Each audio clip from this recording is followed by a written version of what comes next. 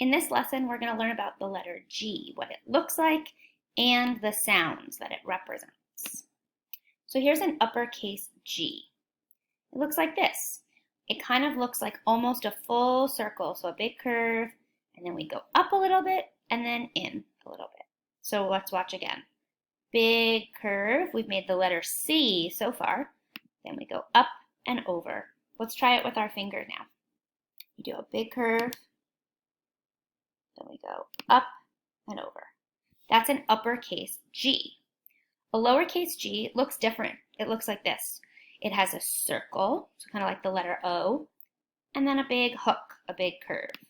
So we have a circle and a curve. Now let's try it with our fingers.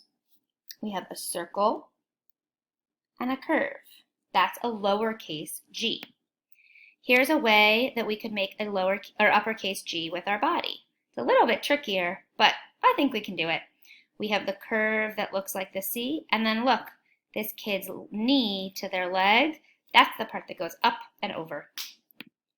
When we make the sound, now G is tricky, you guys, because it doesn't sound like the name of the letter. The name of the letter is G, but the sound that we're going to learn today that it represents is G. Those sound very different, so we have to work really hard to remember this one. G, the sound that we're learning makes is G. So when we say G, our mouth is open, just like this person's.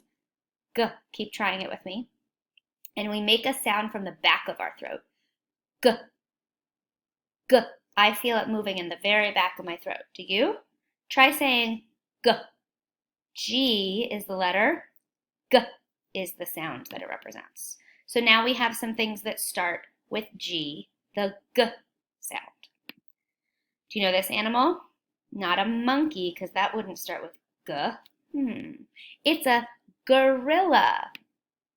What about this animal? Another animal that starts with G is a goat. This is a, do you know this instrument? This is a guitar. This is a goose. We have a gate. And now we have our card. So this is a game. It looks like the game Sorry to me. I wonder if you've ever played it.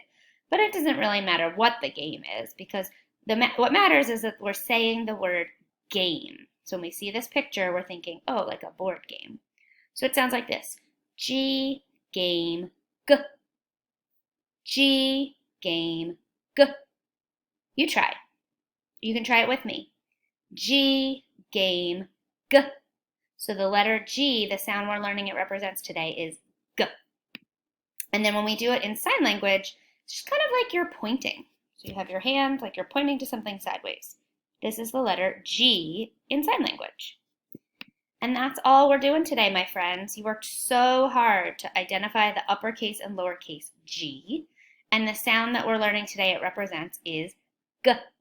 Keep practicing this one because it's a tricky one, right? The word for the name of the letter G doesn't really sound like the sound G. So we have to work really hard to memorize it.